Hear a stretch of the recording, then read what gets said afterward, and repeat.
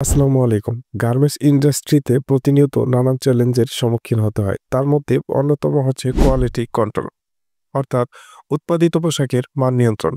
উৎপাদিত পোশাকের মান নিয়ন্ত্রণ করতে হলে প্রথমে আপনাকে যে বিষয়টি জানতে হবে সেটা হচ্ছে গার্মেন্টসের ডিফেক্টস সম্পর্কে বেসিক টু অ্যাডভান্স বিষয়ে প্রাথমিক ধারণা থাকা লাগবে।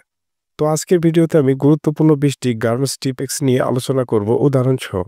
আপনি যদি ভিডিওটি মনোযোগ সহকারে শেষ পর্যন্ত দেখেন তাহলে এখান থেকে জানতে পারবেন গার্মেন্টস ডিফেক্ট কি, কিভাবে গার্মেন্টস ডিফেক্টস নির্ণয় করতে হয়, কিভাবে এটা সমাধান করতে হয় এবং বাইরের কাছে রিপ্রেজেন্টেশন করতে হয়। তো বন্ধুরা বেশি কথা না বলে চলুন শুরু করব আজকের ভিডিওর গুরুত্বপূর্ণ আলোচনা। দেখা হচ্ছে স্ক্রিনে। আজকের ভিডিও থেকে আমরা জানব ডিফেক্ট সম্পর্কে বিস্তারিত।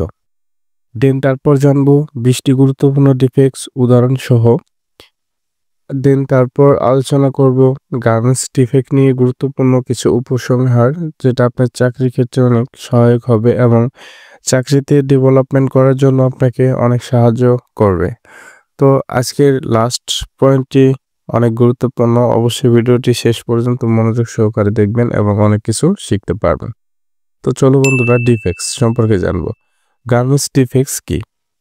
ডিফেক্টস অর্থ হচ্ছে ত্রুটি, অর্থাৎ ডিফেক্ট বলতে বোঝায় পোশাক বা ফেব্রিকেশন প্রক্রিয়ার এমন কোনো সমস্যা বা ত্রুটি যা গুণগত মানকে খারাপ করে এবং প্রোডাক্ট রিজেক্ট রিওয়ার্কের কারণ হতে পারে। এই ত্রুটিগুলো সাধারণত উৎপাদন, সেলাই, কাটিং, ফিনিশিং, ওয়াশিং পর্যায়ে ঘটে থাকে।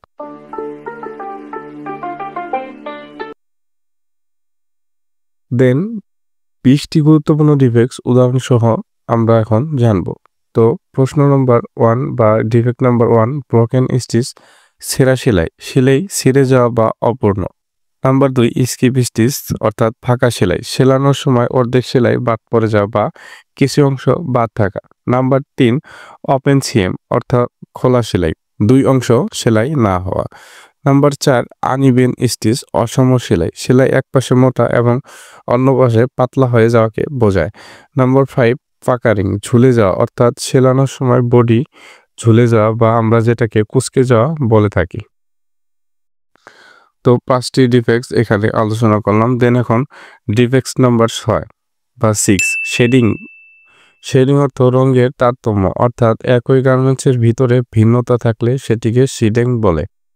নাম্বার 7, ড্রাই স্পট অর্থাৎ দাগ বা ময়লা, অর্থাৎ উৎপাদিত পোশাকে দাগ বা কালি লেগে যাওয়াকে ডার্টি স্পট বলে। নাম্বার 8, অয়েল স্টেইন তেলের ছাপ, পোশাক উৎপাদনের সময় মেশিন থেকে তেল লেগে গেলে সেটা অয়েল স্টেইন হিসেবে বিবেচিত হয়। নাম্বার 9, হোল অর্থ ছিদ্র, অর্থাৎ পোশাকের ছিদ্র হয়ে যাওয়া বা ফেব্রিকে গর্ত হয়ে যাওয়াকে হোল বলে থাকে।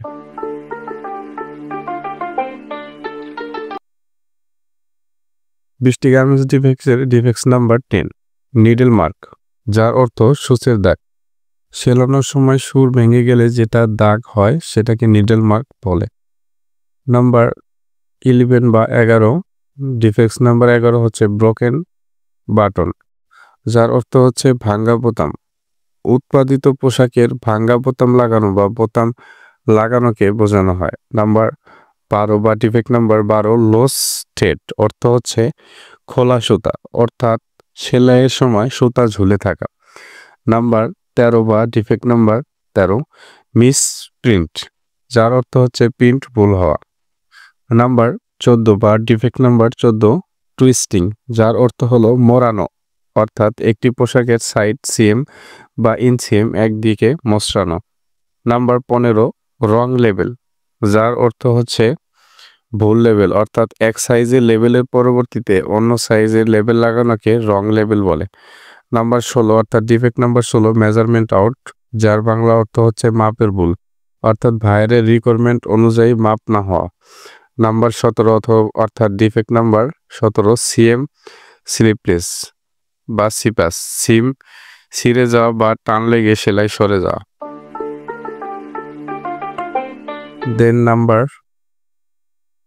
20টি গার্মেন্টস ডিফেক্টসের উদাহরণ সহ এর নাম্বার 18 নম্বর হচ্ছে বারটেক মিসিং, যার অর্থ বারটেক না করা, অর্থাৎ ভুলবশত বারটেক না করাকে বোঝানো হয়ে থাকে। নাম্বার 19, ফেব্রিক্স ডিফেক্টস, কাপড়ের ত্রুটি অর্থাৎ কাপড়ের ভিতরে বা ফেব্রিকে গ্রিন লাইন, দাগ বা গর্ত ইত্যাদি।